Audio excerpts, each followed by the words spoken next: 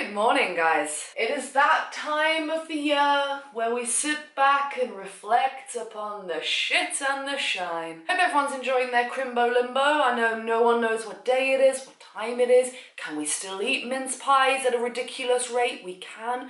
I double checked.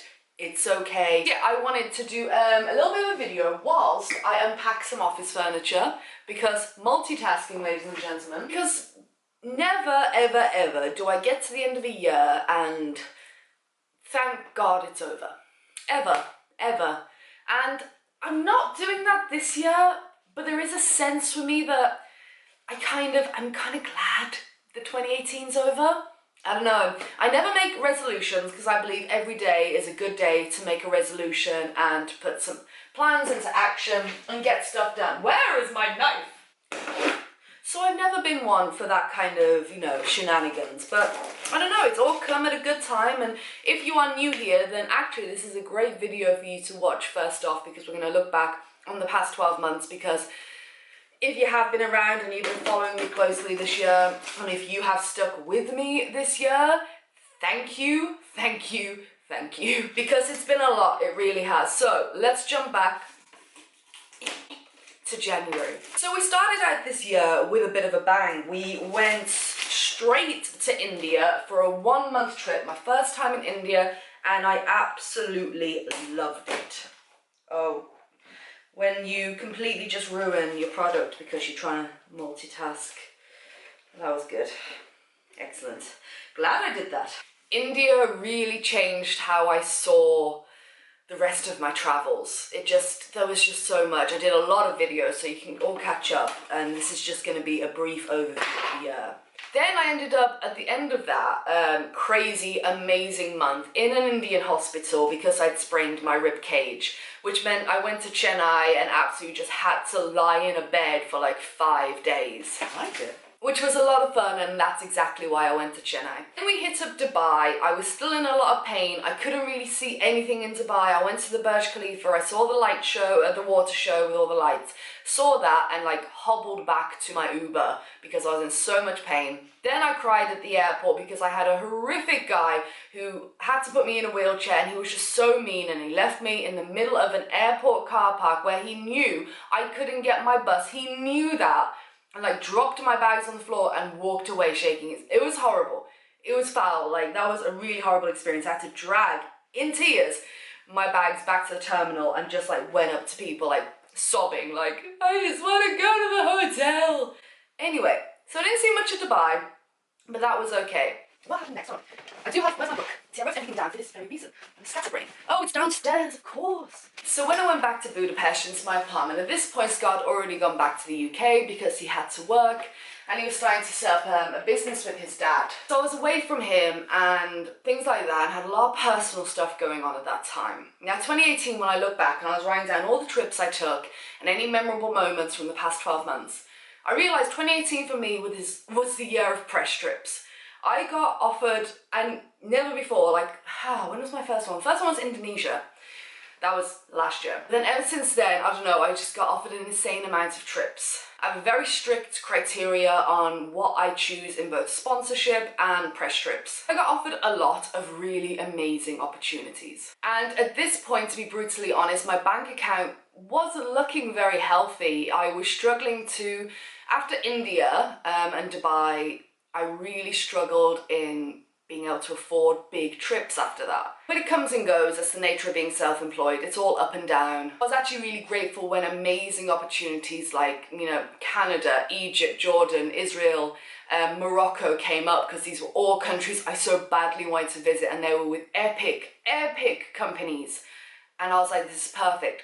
So in that sense, everything went really well because I didn't have to turn it down because it was a shoddy company, or it was to somewhere or they were doing stuff on that trip. I turned down a few press trips this year just because the activities, I was like, it's not very me, and I don't think I would enjoy that, so I had to turn them down, which was fine, and that's okay. But we got to go to some amazing countries, like with Top Deck. That was my first ever organised tour, ever.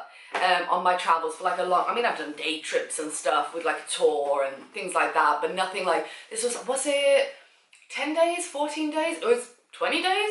Oh no, it was a long trip. We did Egypt, Jordan and Israel, and it was amazing, like phenomenal. And that was with Top Deck and all those videos. Again, everything I mentioned, it's all on my channel. That was absolutely phenomenal because I'd always wanted to go to Egypt for so long. I'm not going to destroy this. I promise I'm not going to destroy this. Gently, gently, gently. Then I went to Morocco. Was Morocco before that or after? I think it was after that. Went to Morocco and learned Arabic in a language school with Sprak Cafe. That was an experience, and it really was. I mentioned this in the middle of the year. 2018 for me was the year of firsts. I got to do so many new things, like go on an organised trip with Top Deck for the first time, which I loved, and then go on a language learning holiday and go and live in Rabat with the locals, with a local family who only spoke French or Arabic to me. The whole time they didn't speak a word of English, and they cooked for us, and it was amazing. It was honestly just so much fun, and I got to learn a bit of Arabic, and the school was fantastic. It was just so much fun. It didn't feel like I was working with them, if that makes sense. And when I got there, it was just like we just all had a great time like any other student would, and yeah, it was just a fantastic experience. It was at this point, I'd had that apartment in Budapest for a year by the time June came around, and I decided I couldn't. Budapest, by the way, is probably my second favourite city in Europe. My heart is just there. I love it, and we want to go back in summer. And it will always be a very special place to me, really special, but I couldn't live there. I really couldn't, and I'm pretty sure I did a video about why. And after it's coming up to like 5 years, it was 5 years in August, since I first left the UK, I hadn't, how do I put this? It all came to a head this year, it really did. Many different things. Family. I hadn't really seen my family in 5 years, and even though I said this to my parents and they didn't appreciate that I said that they're quote unquote getting on in age, and I didn't mean it like that, but what I was starting to realise, something I would hate, is that I've been gallivanting for 5 years, which is a long time to live how I was living, especially the first 3-4 years of that. The 5th year more, I was starting to home more with like having an apartment for like a year. But like do all that, and then anything, God forbid, touch wood, anything had happened to my parents, and I'd barely seen them, and all my friends, and that's the thing, and I talked about this a lot as well. It was getting to breaking point in Asia where I couldn't have a friends group because you move around too much like, you start making friends at the start of your travel and you keep saying goodbye and you're kind of like, okay, yeah, whatever. Then after years of that, it kind of breaks you mentally not having any sort of stable friend base. Ishi was my lifeline in Budapest. Like, I love her so much. She's such an amazing friend. And thank God I had her. And a lot of it was, I could have made more friends in Budapest. So it's probably, but I decided to become a bit of a recluse. And my mental health took such a drop this year. So I decided, with the thinking of family, also thinking of my business as well. So you got friends, family, that all needed to be sorted out. Then I had my business. I came up with like ideas in my head, like my business like back in Asia, and just projects, small projects that I wanted to take on. Maybe it was to create more of a product line instead of just merchandise, where you can slap a design on a t-shirt online and they take care of all the rest of it.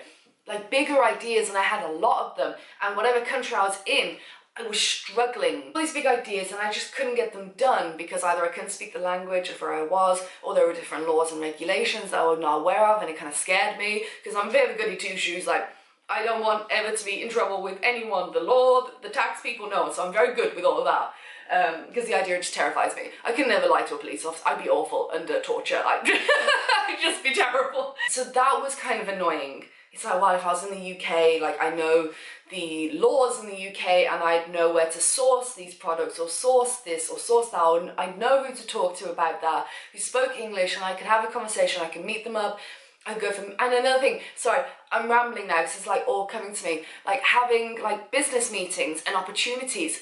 Anyway, it was really holding me back being away from the UK.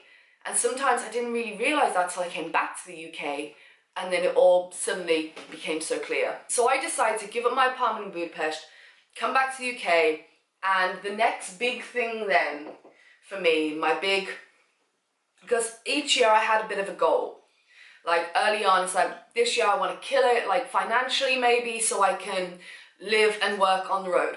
Nailed it, did it that year. And the next year I'd be something else. Like I want to set more of a base, so I got an apartment in Budapest. And then my big goal was to be able to afford a house in the UK to rent, which is so much more higher, especially like the rent, you got your council tax, your TV license, your water, your electricity, you get everything. Is a lot more expensive in the UK, especially living in Birmingham. I mean, it's not London, don't get me wrong, could not afford to live there, not gonna lie. Well, if I did live there, I'd never travel, never, it's just horrifically expensive. But Birmingham's the second city, it's still pretty expensive. Anyway, it was my goal to have a house in the UK, settle down more roots for my business, and still travel. And that was a big goal, and it took us a very long time to achieve when we got back. For reasons I'm going to link up, I'm not going to talk about them, but finding a house as a self-employed person who'd just been travelling the world for 5 years, if that sounds like something you want to watch, I did a whole ramble real talk and I'll link it up. The moment I got back, I started getting all these opportunities. Just like little ones, like giffgaff. Which is a telecommunications company here in the UK. Got in touch and they wanted me to come down to London and film, it's not a podcast, it's like a little segment of for a live stream on their, on money and travelling and all those kind of things. And I got to go down to London and film with giffgaff. And that was a really cool experience. Other opportunities, like get to go to events in London now that I'm now down on these PR lists for some reason. I've got other companies now they know I'm back in the UK and based here come up with really cool ideas, and for one, for travelling around the UK, two, for doing some sort of business in the UK, and it just started like coming at me when I got back to the UK. I was like, wow, all these doors have just swung open. I thought I was getting a lot of opportunities when I was abroad, but holy crap, I started getting so many. Which I felt eternally grateful for, and that was amazing. Now, since being back, it was the time that I, if you didn't know, published a book. Did you not know that? Did I keep that a little bit quiet to you guys? So I published a book, which has been a few years in the making now. This is the first ever print. Look how battered it is, and like, discoloured. It's not discoloured, but it's like scuffed, and I've been where I practice my signatures and stuff. Anyway, so it was the middle of this year that I decided, once I got back to, I had to make a decision. And it was a big decision to make for many reasons. Either I can carry on doing this on the side and hope one day it I eventually self-publish it. And that wasn't working out too well for me. It does take a lot of time and just mental energy to get the book from an idea, through the writing, then through the editing, and then you're not even done. Then you've got to, get your cover done, you've got to think of marketing, you've got to actually get it up and get to a final version, and it's a lot. So I decided to commit to finishing this book no matter what the cost. Now, I won't go too much into it, but this book is extremely close to my heart. It's extremely personal and private what I write about in this book. Anyone who's read it will concur. And it completely destroyed my mental health doing this and everything else that was going on. Coming back to the UK, I just completely broke down. And I thought, if I commit to this and maybe put one video up a week on YouTube and completely be inconsistent with everything online, I'll get this done, but it'll be at the cost of everything I've been building. And I decided to take the risk, basically. Well, it hit the bestsellers chart and got to #2, which was phenomenal. It was like never, ever did I expect to be a best-selling author. And here we are, and I am, and It's amazing. And more so, the response I got from everyone, it's just next level. And on a brutally honest note, it did impede on my YouTube channel. My stats completely plummeted. I'm still trying to bring them back up, and we are getting there. And I knew that would be a risk, that my stats on my online platforms, oh, by the way, if you want to buy a link down below, that they would all plummet, because if you're not super consistent, and YouTube and Instagram and everything, you know, promotes like just churning out of content at a rapid rate, but I couldn't do that. And get this, so I chose this, and I do not regret it for 1 second. So the thing is, with YouTube and Instagram, it made me realize that this is no disrespect or offense to anyone. It doesn't matter, because one day it's not going to be here. You know what I mean? Are you on your deathbed going to look back and think, if only I'd have done 4 videos a week instead of 3? No. And once I kind of realized that and stopped getting myself so worked up and making myself feel guilty and causing myself to have the most horrific panic attacks, my anxiety spiked so much. And I did a video about my anxiety and talked about my mental health. It was at an all-time fucking low, and I was struggling. That and not being able to find anywhere to live. I was like, so many ups this year. We have visited so many amazing countries, and I've had so many amazing opportunities. We've got a best-selling fucking book, and then there are so many lows straight after that I got whiplash from the roller coaster this year has been. And I never really refer to a year as being a roller coaster ride, because I think it's pretty cliche, but my God, has it been. Now we've ended the year on such an incredible high. We have our own house. Next year, I'm not going to go into it in this video, because as always, I always put a video up where I talk about the year coming, and I've got a big 2019 year planner stuck on the wall, and we are going to be writing shit on it and discussing next year, and things that happened business-wise, which I cannot talk about legally, which is exciting. Just know it's exciting. It's really fucking exciting. Have been in the works and all approved before the start of 2019. It's just come full circle, and I can't even describe anymore how much this year has changed me as a businesswoman, and I'll be getting into how I'll be changing my business tactics next year. As a person, how my mental health has changed, how I've changed spiritually, how my relationships have changed. I now have groups of friends. I have friends who come over here, and Scott's family and his cousins and his mom and his dad and my parents, like, they all come and they can visit us in our own home. And I have stable friends now that I can go out and throw the Instagram aside, throw my vlog aside, just go out, or they'll come over, we'll have some wine, playing some board games, and that normal life aspect, it's very comforting. It's very bizarre, but it's so comforting. Now, again, not going to talk about 2019, but it's going to be a big year. Lots of travel. And I'm going to discuss all of that in another video. But I think I have been rambling on for a little bit too long in this video. So normally with these kind of videos I do at the end of the year, I'll just like maybe the highs and lows of travels in that year, and I'll talk about all the countries in a bit more detail. You know, I didn't talk about going to Washington or Canada or anything like that, which were all just phenomenal trips. Premier Air, my God. And then the day I publish my video, within an hour they put out the news they're going bankrupt. I was like, oh, oh, that's a thing. There's no way I could talk about this year without making this like a 2-hour video, because I could just talk and talk and talk. And I'm really sorry if this has been a little bit rambly. Sometimes these kind of videos are. If you like that, then do let me know, give it a thumbs up, because I know some of you love to grab a cup of tea in a long video and just listen to me ramble for some reason. So it's my kind of people that I need for these kind of videos. Yeah, I just know that we've come out at the end of this year through all the mental health, the breakdowns, the peaking of anxiety, the highs and the lows of travel, and everything.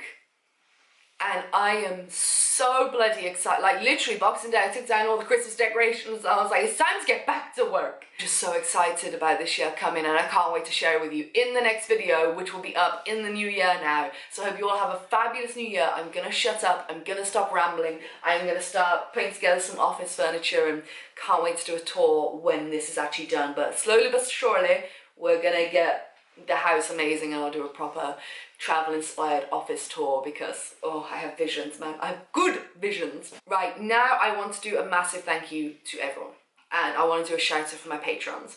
I want to thank everyone who watches my Instagram stories. I want to thank everyone who double taps on my Instagram photos. I want to thank anyone who leaves a comment on any one of my videos this year, or any other year that you have, or anyone who has quietly watched and never spoken, never hit like. How dare you, by the way. Just thank you for sticking with me.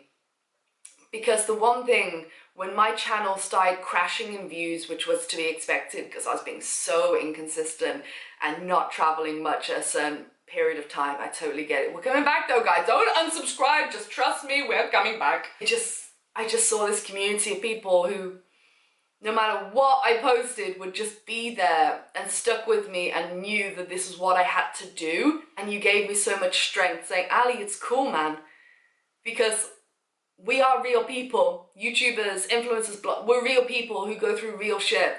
And year on year, you know, things are gonna change. And to have that support is bloody overwhelming. So thank you so much. Oh, I'm gonna cry. Now I want to do a shout out for my patrons who have been this year, or like everyone's been excited about my book, but no more than my patrons who have been helping me, and it's been an amazing ride. So thank you, thank you, thank you. I'm gonna do a shout out. Let me get your names up, and then I promise I will shut up until next year. Patreon has changed a little bit, I am noticing. If I do not read your name, please tell me, and I will read your name twice the next time because it looks different and it looks odd, and I don't want to miss anyone that I haven't given a shout to. But it should be okay. Here we go. Okay, thank you so much. We have a new patron, Blaze Collie. Welcome to the family. Thank you so much for your support. We got our OGs. We got Melissa and we got Leanne. Thank you. So many OGs. We got Mara, we got Angus, we got Heather, and we've got Chad. We got Sue and Danilo. You're all beautiful. Thank you. We've got Nia, we got Sam, we got Luke, we got Ron, baby. We got Gail. I love Gail so much. We got Betsy, we got Cynthia. We have got Cherie, we got Alice, we got Jacqueline. Thank you all so much. Losing my place, don't have my glasses on. We got Sam, we got Elizabeth, we got Patricia. We have got Jose, we got Jacqueline, Elizabeth, Natalie, Adam, Trey, Elaine, Mara, Claire, Scott, Holly, Liqua, and Natalie. And still, how many years on, I'm still pronouncing everyone's name horrifically wrong. We got Todd and Chloe, thank you. We've got Lisa, Harry, Dan, Cho, Maxie, Becky, Brittany, Terry, Emmy. You're all amazing. We've got Ashley, Thomas, Kana, Nico, Carmel, Bailey, baby. We got Michael, Lauren, of course, Annie, Grace, and Joel. We've got Karen, the Space Gypsy, fabulous name. We got Raoul and Lou, I'm calling you Lou. Laura, Lisa, Angela, Jen, Sheree, Wuta. We'll discuss it over a coffee. Tanya, Claire, Mia, Megan, Melissa, Kieran, Kelly. Hope I'm saying that right, Kelly. Sophie, Jennifer, Charlotte, thank you. Y2J does Asia, Temi, Hannah, the bearded clam. Baby, how you doing? How you doing, girl? We got Louise, Nina, Rachel, John, Lucy, and Lisa. Lisa with 2 eyes. I love that. I love that spelling, Lisa with 2 eyes. Oh. Sarah, Morciano, Natasha, Melissa, Vincent, and Ben, thank you. Martin, Danielle, Holly Jade, Shelby, Rory, Erica, you're all beautiful. Sandra, Jenny, Crystal, Veronica, Kirsten, Shannon, Simon, Kevin, and Helen. Woo! Thank you for being there, sticking with me, and supporting me so much. Yeah, I'll never be able to thank you enough, ever. But I do want to do a video for my patrons where maybe after the next video I do, where I talk about some more of the in-depth stuff that's coming up in the year, because I don't want to give everything away, but I might give some sneakier peeks to my patrons in the new year. So look out for that exclusive vlog, and I will bid you all adieu. And by the way, if you are a patron and you are still listening, I have your thank you cards all down there. Obviously with everything happening, then us finally getting a house and then Christmas coming, I'm a dick. I'm sorry. I'm going to say that. I am. I've printed out all your addresses and your names, so I will be doing the thank you cards to everyone who wanted one and posting them out in the new year, I promise. It's just been a lot, as you know, as it always is, because life never slows down, so you just gotta get faster. That was deep. We're leaving it on that. Right, thank you for watching. Don't know what I said, don't know if it made any sense, but I hope you enjoyed it. Goodbye 2018. We're gonna take the lessons. We're gonna take everything you gave us last year, whatever, and we're gonna move forward into a very, very exciting year on this channel. Stick around. My God, I'm excited. And you should be too. All right, loving, leaving, because I talk too much. Okay, bye.